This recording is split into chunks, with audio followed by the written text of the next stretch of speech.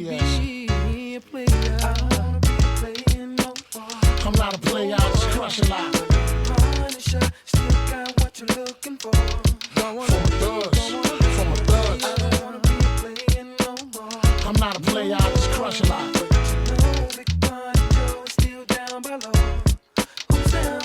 Hey, yo, I'm still not a player, but you still a hater.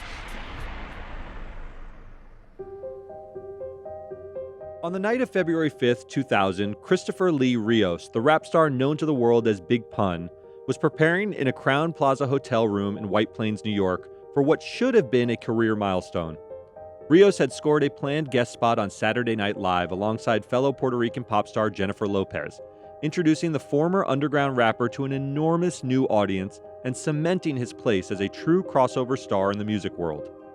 But this was no fluke, he'd earned it. Pun had recently made history as the first Latino rapper to go platinum with his debut album, Capital Punishment, a lyrical masterclass that fused street poetry with dazzling technical precision. And much like his predecessor, Notorious B.I.G., Pun matched his boundless talent with a larger-than-life physical presence and persona, tipping the scales at nearly 700 pounds and leaning into his largeness as part of his self-promotion and differentiation in the rap game. Pun's rise was perhaps as unexpected as it was meteoric. A Bronx native with Puerto Rican roots, he turned pain into poetry, transforming his rough upbringing and extended period of homelessness into intricate bars that were powerful and poignant, but never self-pitying. He was a force of nature on the microphone, and fellow rappers marveled at his breath control, effortless wordplay, and charisma that transformed him from a young upstart into a legend in the making. There was a precociousness and maturity to his music that was undeniable, even in a world obsessed with dues paying and honoring past greats. Rather than haze the young rapper or force him to wait his turn, the hip-hop world had embraced Pun, with rap superstars like Nas and Jay-Z, who all recognized Pun's brilliance, adopting the same enthusiasm as his closest collaborator, Fat Joe. But behind the scenes, there was trouble. Pun's weight, always a struggle as he resorted to overeating to cope with his traumatic childhood, had spiraled dangerously out of control. He'd previously attended a weight loss program at Duke University to address the issue, dropping 100 pounds in a matter of months. But as quickly as the progress came, it vanished. Stress and the relentless grind of fame pulled him back towards his worst eating habits. And by early 2000, those close to him saw the warning signs: labored breathing, constant fatigue, and the strain of carrying a body that simply could not hold up under its own weight were catching up with him. Even simple movements left him winded. And yet, the industry demanded more music, more appearances, more energy. As February 7th approached, Pun prepped and fretted over the upcoming SNL appearance, fully realizing the moment would make or break his continued penetration of the mainstream. Lopez, then at the peak of her On the Six success, had invited him to perform their hit Feelin' So Good, and the juxtaposition of her glitz and glamour with his authenticity and cool should have been a win-win for the two Bronx natives. But Pun would never make it on the show. Just 2 days before the performance, Pun collapsed in his hotel room, suffering a massive heart attack that took him instantly. Big Pun was just 28 years old. I'm Derek Kaufman. I'm Jason Beckerman. And this is Last Days, Big Pun.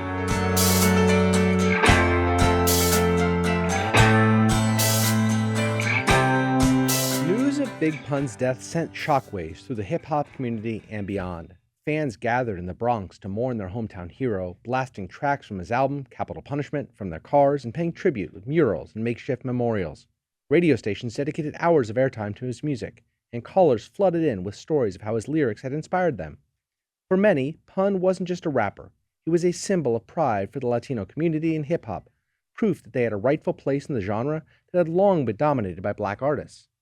Even if he died well before reaching his full commercial potential, the outpouring of grief over Pun's passing underscored his undeniable impact in the industry. Fellow musicians likewise extended their condolences and expressed their grief publicly after learning about Pun's death. Fat Joe, Pun's closest friend and collaborator, took the loss especially hard, saying, quote, "I lost my brother today, and the world lost one of the greatest lyricists ever." He later reflected on the death, saying, quote, "There was never a rapper like Big Pun before, and there will never be one after." Jennifer Lopez, who had invited Pun to perform with her on SNL the week of his passing, shared her heartbreak, saying, quote, "He was an amazing talent, and more than that, a beautiful soul. he was taken from us way too soon. Even rap legend Nas, who collaborated with Pun on John Blaze, called him, quote, one of the illest ever to touch the mic, and lamented that the game lost a king. The overwhelming response from artists and fans alike proved just how much of an impact Pun had made in just a few short years. Yeah, you can't really overstate how this rocked the rap world. It really did. It was still reeling from the deaths of Tupac and Biggie. And Big Pun really seemed to be the guy who's next going to take the microphone and sort of lead the rap game in a new direction, particularly in the Latino community. We look at where rap is now with Bad Bunny. Mm-hmm. You don't get there without Big Pun. Right. Big Pun really took a genre that was thriving and brought it into his community. Especially and the Puerto that's Rican huge. community. I'm sure, Bad Bunny was a child when Big Pun was big, and I'm sure that it infiltrated every aspect of Puerto Rican culture at the time, especially the rap culture, and Bad Bunny must have been influenced by that.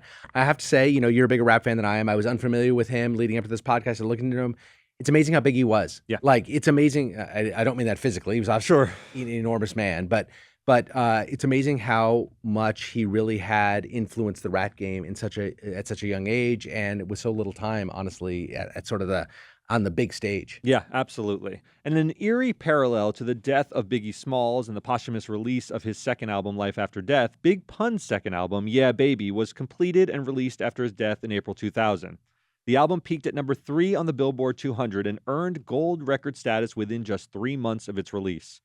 The similarities to Biggie Smalls, both were heavyset products of New York City, gifted lyricists, and flanked by talkative promoters in Diddy and Fat Joe, were not lost on anyone, and Fat Joe even later released a track featuring a radio interview in which Big Pun said he'd perform a duet with Biggie at the Pearly Gates, followed by actual bars from Biggie.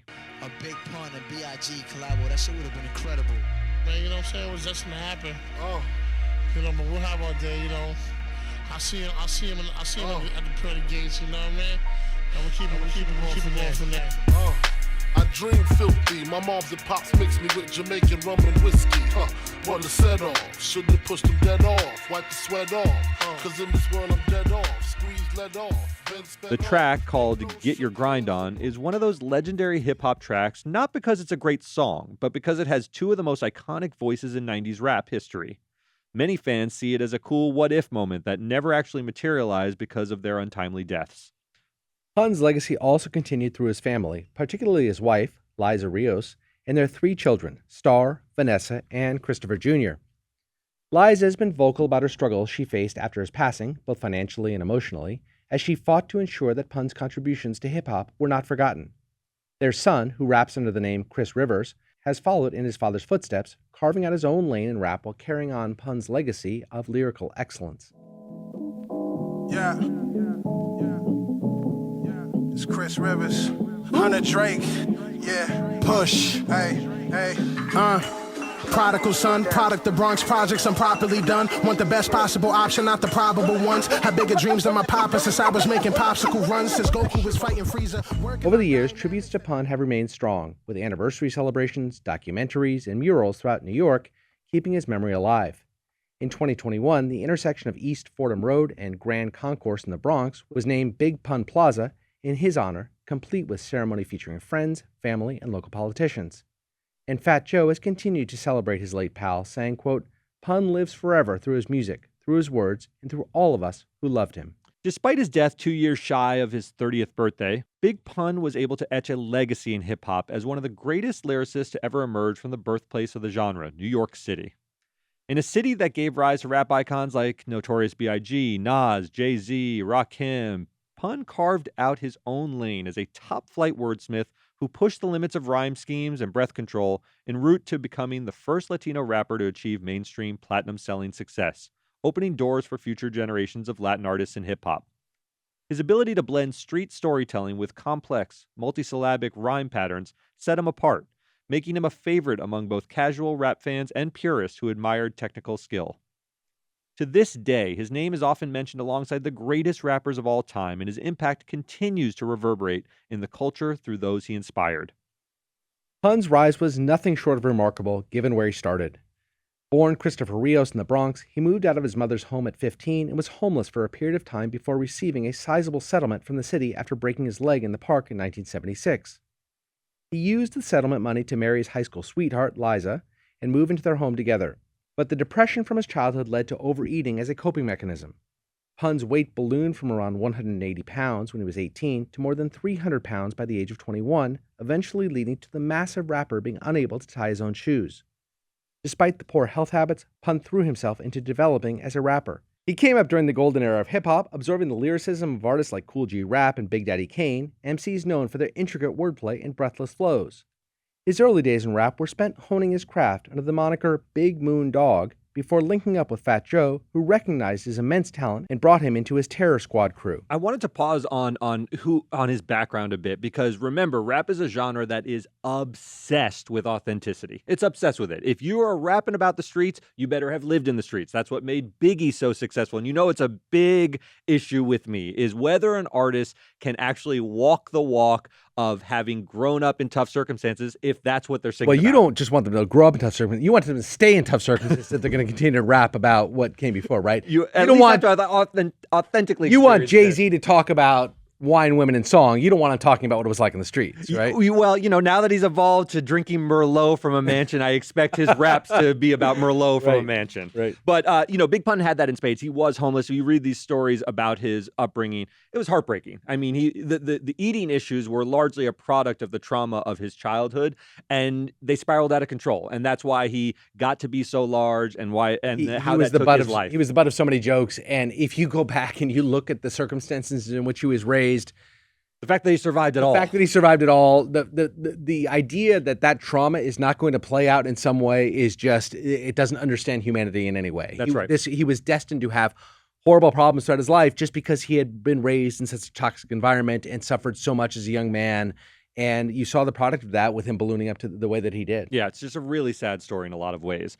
But Pun's breakout moment came on Fat Joe's Jealous One's Envy album in 1995, where his blistering verse on Watch Out signaled the arrival of a new force in rap. We be busting our nines, say yo, Punisher, hit him with that ill-type rhyme. Yo, I cause a bloody bath to make my buddies laugh and gig. My nutty rap will live as long as I'm a nasty kid. I blast a pig and slit his throat just for doom and L. My scales are human cell with choke, puff and boom in hell. I doom the world like I was God and throw my gun away and snatch the moon out the sky and blow the sun away. Me and my brothers play hardcore, strictly hardcore lyrics till I'm finished breaking God's laws. Pun doesn't show up until halfway through the song, but you can immediately appreciate the talent on the mic. It changes the whole complexion of the song. Fat Joe is a talented rapper in his own right, but there's just something different when one of the most gifted lyricists in the genre comes in and takes over a song. It's reminiscent of Biggie taking the mic for the opening verse of Notorious Thugs when he does his own version of speed rapping with Bone Thugs and Harmony, who were known for that speed rapping style. This is the style that they had honed and perfected over decades, and many rap fans, myself included, find his verse the most understandable and best version of it. That's what Big Pun did on Terror Squad tracks.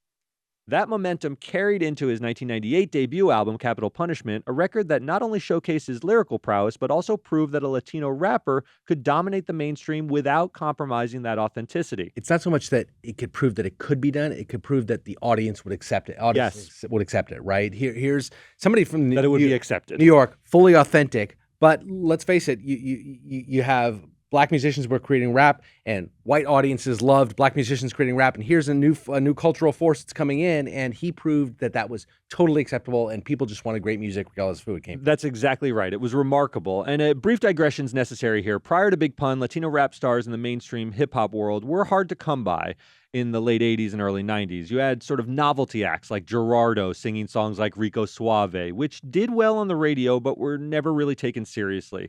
There were also druggy acts like Cypress Hill, which earned some respect from other rappers but occupied a sort of separate sphere of the rap world in many ways.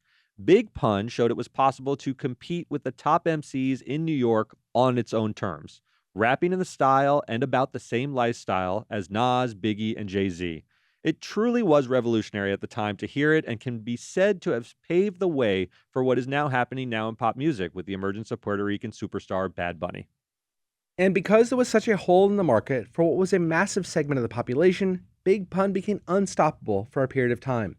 Capital Punishment debuted at number 5 in the Billboard 200 and went platinum, making him the first solo Latino rapper to achieve such a feat. In addition to radio-friendly hits like Still Not a Player, Heard at the top of this podcast, and which remains one of the most beloved party anthems in rap history, the album also blended hardcore street anthems like You Ain't a Killer and lent serious credibility to his emergence within the rap community and preempted any notion that he was another Gerardo. The harsh realities of life have taken toll. Even Jesus Christ forsake my soul. Please tell me what price to pay to make it whole. Take control. I'm making dough, but not enough to blow. J.O.'s, they lust my flow, but they yo, I don't trust the soul. The soul I know we need to. These evil streets will meet you halfway and eat you. Alive trying to survive illegal. I'll leave you lost, mount you on the cross, whip you like a horse, sacrifice your life to a higher force. Then I'll stomp your corpse. It's the Bronx, of course. Recognize the accent, one of the last living, still in action. General assassins, catching any rack, blasting any text, smashing any chest. Pun's ability to switch between rugged storytelling and playful, charismatic flows made him a rare breed, one who could rap alongside Nas and Prodigy on Tres Leches with the same ease as he could craft a club banger. His success wasn't just about numbers and album sales, it was about representation. For many Latino hip-hop fans, seeing a Puerto Rican rapper from the Bronx reach the top of the game was a moment of validation, proof that their voices had a place in the culture they helped build. After losing his close friend Big Pun to a massive heart attack in 2000, Fat Joe took a hard look at his own health, realizing he was heading down a similar path. At his heaviest, Joe weighed over 450 pounds, and he credits Pun's death with serving as a much-needed wake-up call, pushing him to make drastic changes in his life. Over the years, Joe committed himself to a healthier lifestyle, shedding more than 100 pounds through diet and exercise. But his transformation wasn't just personal. He became an advocate for health awareness in the Latino and hip-hop communities, urging others to take their well-being seriously. Instead of focusing solely on gun violence and rap, Joe highlighted another silent killer in the culture, obesity and diabetes, which disproportionately affect Black and Latino populations, saying, quote, "Big Pun died at 28, and nobody really talks about health in our community." And so I wanted to give Fat Joe the final word. Heard here during an interview with Tamron Hall about how Big Pun's death became a lesson on survival and health that he thinks has been far too overlooked in his community. I mean, Pun, man, was everything to me. He still is, And so when he passed away, we never thought, we're so used to, unfortunately, people dying of gunshots and stabs in the hood that we never think it's in the food. And the food, you got to understand, the diabetes is just killing us. Mm-hmm. And so, I was diabetic when I was 14 years old. That's when you first learned? I didn't realize you were that young. Yeah, I was 14, and then when I lost 2 human beings, I got off insulin. So now I still live like I'm diabetic. So I stay away from the sweets, I stay away from the rice, the bread, everything that turns into sugar.